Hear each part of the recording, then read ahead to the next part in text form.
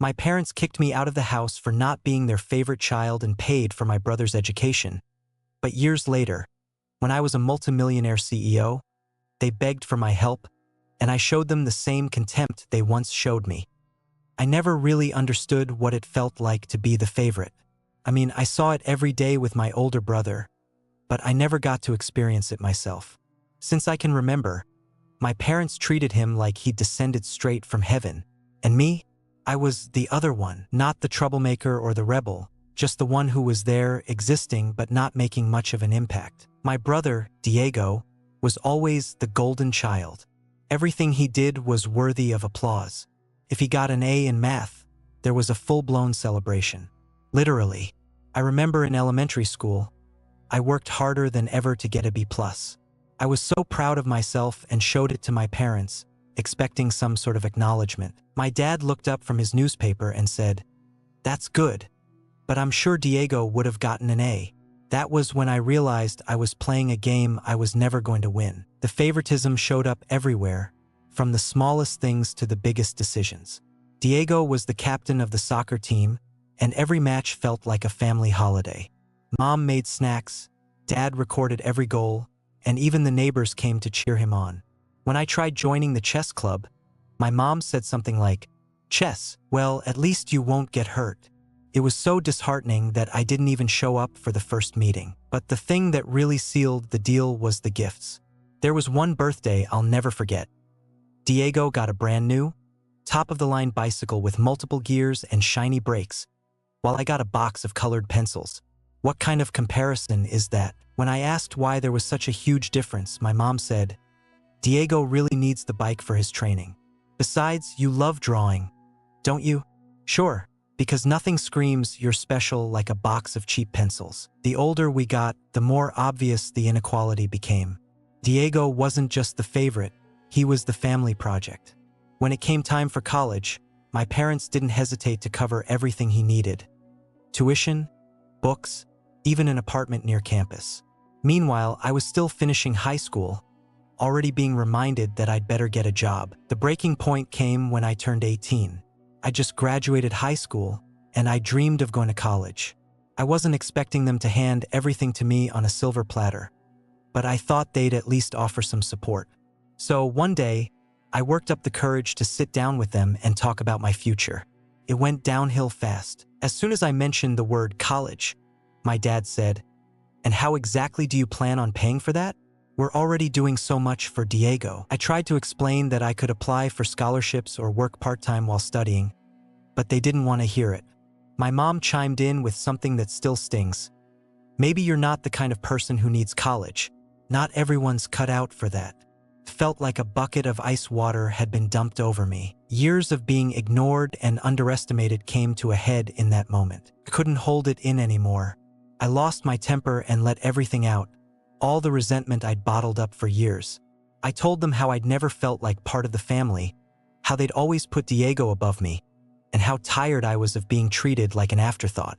Their responses were defensive. My mom called me ungrateful, and my dad looked at me like I was a stranger. The conversation ended with them saying something I'll never forget. "If you can't make something of yourself on your own, you probably never will." That night, I packed my bags. There wasn't much to pack because, honestly, everything I had at home always felt borrowed anyway. I grabbed the little bit of money I'd saved from my part-time job and walked out without looking back. What I didn't realize then was that this fourth step would be the beginning of something far bigger. When I closed the door to my parents' house that night, I had no plan, no direction, not even a clear idea of what I was going to do. All I knew was that I couldn't stay in a place where I would always be the leftover, the second choice. I walked for hours, dragging my old suitcase along the sidewalks while my thoughts swirled in my head. My first stop was a cheap hostel, the only place I could afford with the little money I had saved. It was nothing more than a narrow bed in a shared room, but for the first time, I felt something I had never experienced at home. Freedom. Granted, it was freedom that smelled like damp walls and came with the snores of my roommate, but freedom nonetheless. The real struggle began the next day. I went out looking for work, any job that would pay me enough to keep me off the streets. It wasn't easy. No one was particularly interested in hiring an 18-year-old with no experience, wrinkled clothes, and messy hair from sleeping poorly. After several days and a lot of closed doors, I landed my first job as an assistant in a small restaurant. My tasks were simple: washing dishes, cleaning tables, and doing whatever nobody else wanted to do. It wasn't glamorous, but at least it gave me enough to survive. I quickly learned what it meant to live with the bare minimum. My first apartment was so small that if I opened the bathroom door, it blocked the entrance to the kitchen. Well, calling it an apartment was generous.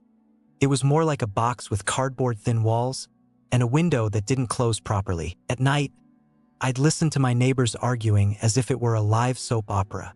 My diet consisted of instant noodles and cheap bread, and on the rare occasion that I could afford a can of tuna, it felt like a banquet. Despite everything, I didn't let myself sink. I won't lie, there were moments when I felt like I couldn't take it anymore. There were nights when I lay in bed thinking, maybe they were right. Maybe I'm not capable of making it. But somehow, every time those thoughts crept in, something inside me would ignite. A small voice would say, "Prove them wrong." That phrase became my mantra, the spark that kept me going. Over time, I found a second job at a grocery store.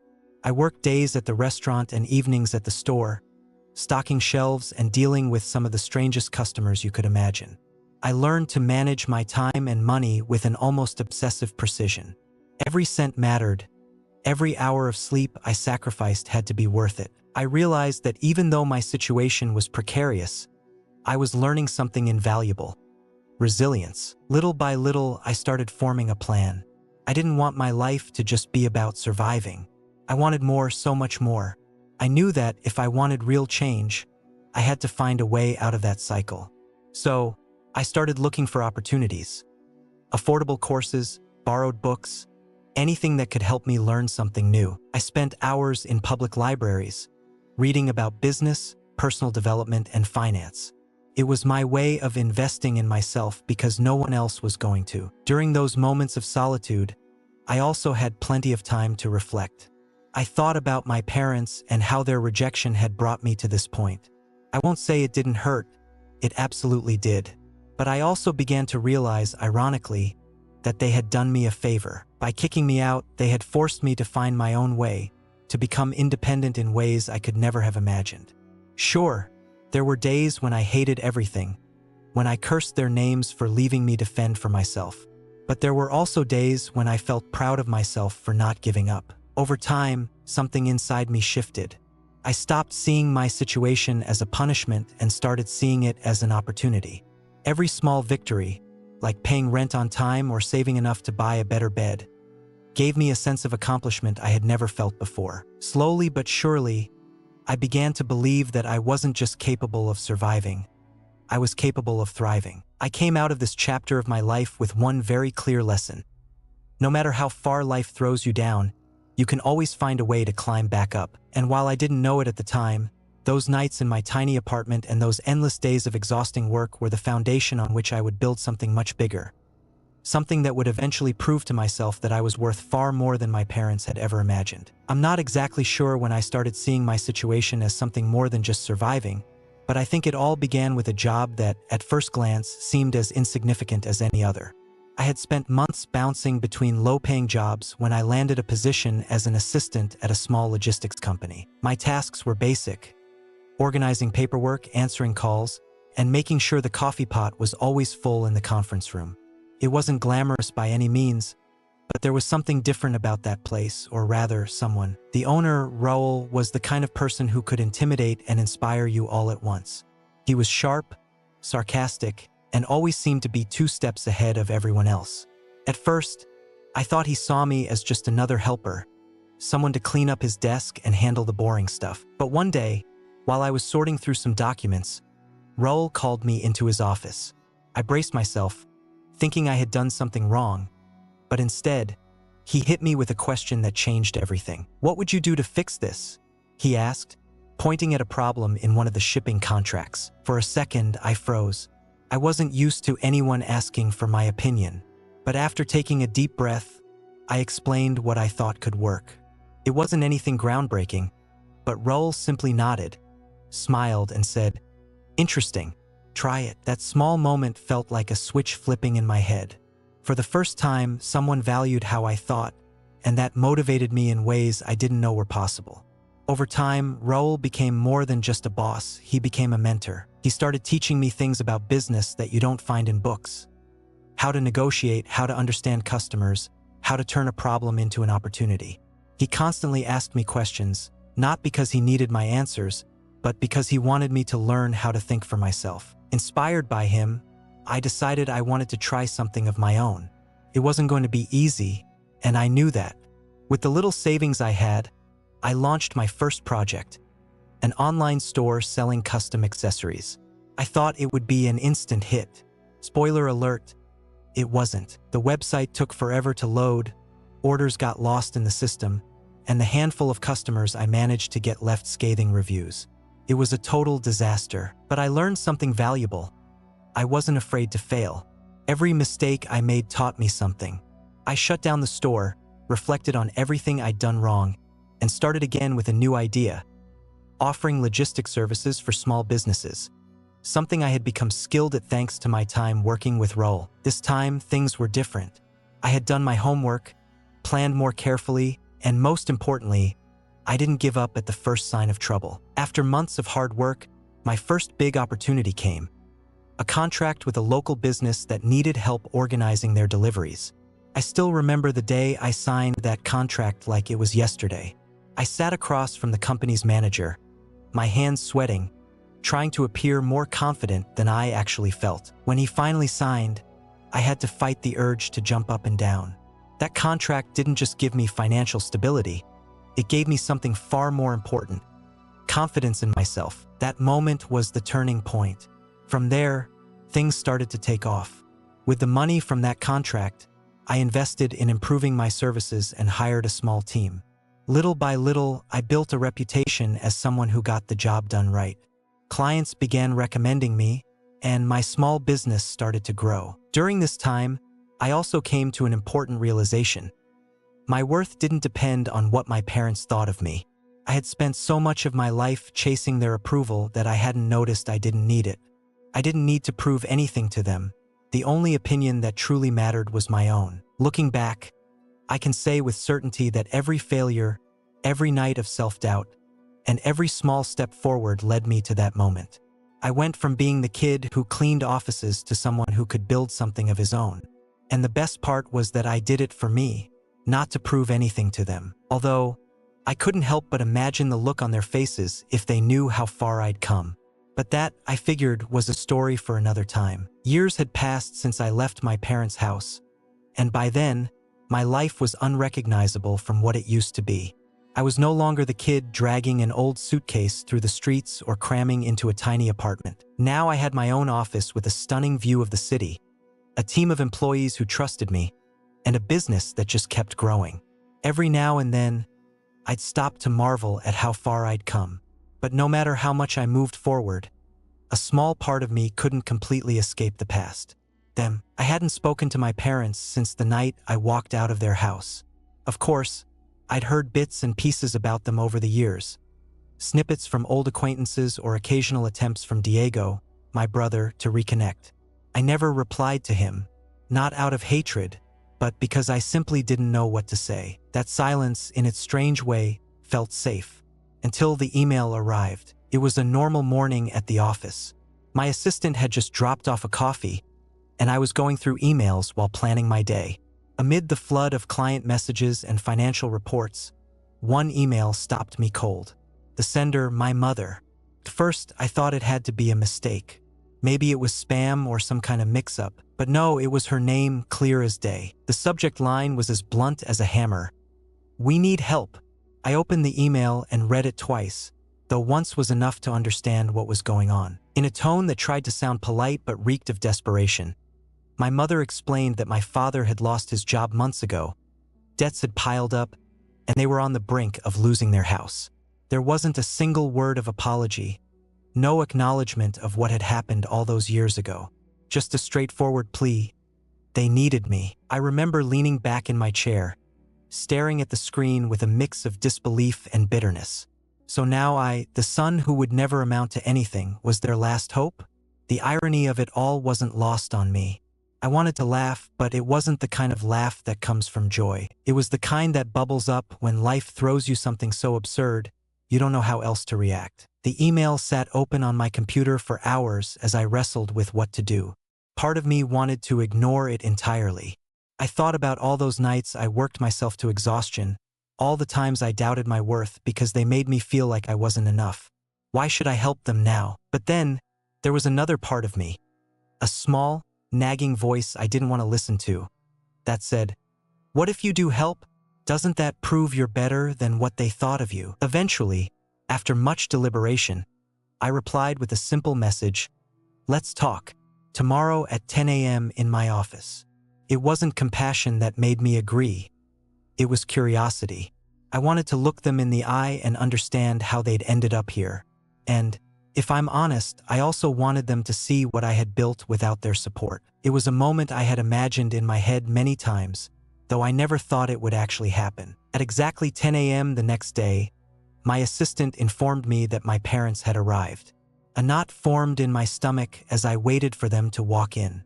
When they finally did, they weren't the same people I remembered. My mother looked thinner, her face lined with wrinkles that hadn't been there before. My father moved more slowly, as if the weight of years and hardships had bent him. They greeted me in quiet, almost submissive voices, a far cry from the authority they once wielded over me. We sat across from each other at the conference table, with them on one side and me on the other. For a moment, no one spoke. Finally, my mother broke the silence and began explaining their situation. Her voice trembled as she detailed how things had fallen apart. My father's business had closed, their savings had dried up, and the banks weren't willing to negotiate anymore. Every word felt like an attempt to appeal to my humanity, but I couldn't shake the coldness building inside me. When they finished speaking, they looked at me, clearly expecting me to offer an immediate solution. But instead, I asked the question I'd been holding on to for years. Why now? Why come to me after everything that happened? My words caught them off guard. My father looked away, and my mother stammered something about how families are supposed to support each other in difficult times. But I wasn't convinced.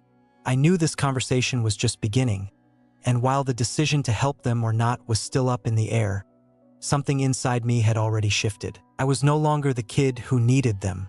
I was the one in control now, and for the first time, I realized I didn't need to prove anything to them anymore. Sitting across from each other in the conference room I had built through my own hard work, the air felt thick with tension. For a moment, I just stared at them. My mother avoided my gaze, her eyes fixed on the table, while my father sat stiffly, his hands clasped tightly in front of him. They looked so different from the authoritative figures I remembered from my childhood, beaten down, worn out by life. But instead of evoking sympathy, their appearance stirred a mix of bitterness and curiosity. How had they ended up here? And why did they think I, of all people, would be their salvation? I decided not to prolong the silence. Leaning forward, I spoke in a calm yet firm tone, colder than I'd expected. Before we talk about any kind of help, I need to understand something. Why did you always choose Diego?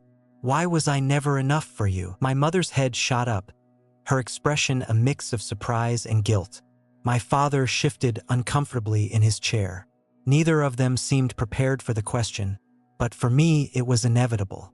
I'd carried that doubt with me my entire life, and now, finally, I had the chance to demand answers. It's not that you weren't enough, my mother started, her voice faltering as she searched for the right words. It's just that things were complicated when you and Diego were growing up. My patience was already wearing thin. Complicated how? Complicated enough to ignore me completely? Or complicated enough to make me feel like I didn't even belong in the family? I shot back, my voice laced with both sarcasm and pain. She let out a deep sigh, her eyes finally meeting mine. For the first time, I saw a flicker of sincerity behind her hesitation. When you and Diego were kids, your father and I went through some very difficult times financially. We barely had enough to keep things afloat. And then we had to make a decision. A decision? I repeated, though I already had a sinking feeling about where this was going. Yes, my father interjected, his voice low and steady. We decided to bet on Diego. He was the eldest and, well, he seemed to have the best chance of securing a good future.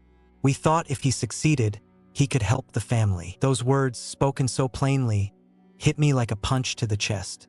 The air in the room grew heavier as the weight of their justification settled over me. My thoughts spiraled in a whirlwind of emotions. Anger, sadness, disbelief. I didn't know whether to laugh, scream, or just walk out. So what? I was just a bad investment, I said, my tone dripping with sarcasm. My mother shook her head quickly. No, that's not it. It's just, we had to make hard choices and we thought it was the best option at the time. My father, ever the pragmatist, added, we were scared of losing everything. We couldn't risk spreading ourselves too thin. For a moment, the pieces began to fall into place. It wasn't that I was inherently less valuable to them. It was that, in their minds, I was the necessary sacrifice in their desperate attempt to survive. That cold, calculated logic made sense, but it didn't make it hurt any less. Did you ever stop to think about how that decision would affect me? I asked, this time without sarcasm, just an honest need to know. My mother seemed on the verge of tears. My father stayed silent, his gaze fixed firmly on the table. Finally, my mother whispered, we thought you'd adjusted, that you were strong. We didn't realize how much it was hurting you. Her answer left me stunned. How could they not have realized? Were they so focused on Diego that they couldn't see what I was going through? That level of disconnect was staggering, and it made me question if they ever really knew me at all. The rest of the conversation was a whirlwind of emotions. On one hand, there was a strange sense of relief in finally understanding their perspective. On the other hand, their reasoning didn't excuse the damage they'd caused. By the time they finished talking, it was clear there was nothing more to explain. They had made their choice, and I had been the piece sacrificed on their chessboard. They carried their guilt. I carried my scars. I stood up slowly and walked over to the window, staring out at the city below. Behind me, I could feel their eyes on me, waiting for some kind of response, an indication that I would forgive them or that I would agree to help. But in that moment, I wasn't even sure what I wanted to do. I knew my decision couldn't be based on resentment, but it also couldn't come from a place of misplaced compassion. A strange clarity washed over me. I didn't owe them anything, but maybe I could offer them something, not for their sake, but for mine.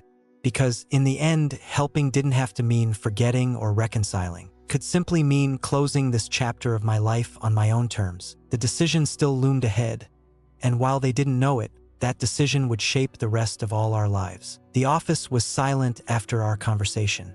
My parents, who once seemed so imposing in my childhood, now looked small and fragile in front of me. For the first time, I felt the power dynamic between us had completely shifted. For years, I had imagined this moment, fantasized about what I'd say if they ever came to me for help. But now that it was here, I didn't feel satisfaction, revenge, or even resolution.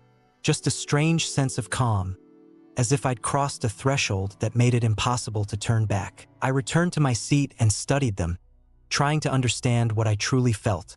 They, in turn, looked back at me with a mixture of hope and fear, as if every second of silence was prolonging a judgment they weren't sure they could handle. I'm going to be honest, I finally said, breaking the silence. I'm not here to settle scores, but I'm also not going to pretend everything is fine between us. What you did left a mark, and while I understand your reasoning now, it doesn't erase the damage it caused. My mother nodded slowly, tears welling in her eyes, while my father remained still, his expression unreadable. He looked like a man grappling with words he wasn't sure how to say. That said, I continued, I'm going to help you, not because I owe it to you, because I don't, but because I want to, not for your sake, but for mine. I want to prove to myself that I'm capable of being better than what you once believed of me. My mother's face lit up with immediate relief, hope flooding her expression. My father, however, simply lowered his head in a gesture I couldn't fully interpret. Perhaps it was relief, pride, or simply resignation. I laid out the conditions. I wasn't going to fund a life of luxury or magically erase their problems with a check. I would provide them with a modest house and ensure they had enough to get back on their feet. But I made it clear this wasn't a full reconciliation. I wasn't going to act as if the past had never happened, and we weren't going to become a close family overnight. This is what I can offer you, I concluded, and I'm doing it because I've learned to let go of resentment, not because I'm looking to rebuild something that was never really there. My mother broke into sobs, thanking me between gasps, while my father tried to speak but ultimately settled for a quiet nod of acknowledgement. There was nothing more to say. I had made my decision, and while it wasn't perfect, it felt like the right one for me. The following days were a whirlwind of emotions. As I arranged the details of their new house and ensured their basic needs would be met, I couldn't help but reflect on everything we discussed. Had I made the right choice? Had I been too lenient? But every time doubt crept in, I reminded myself that this decision wasn't for them.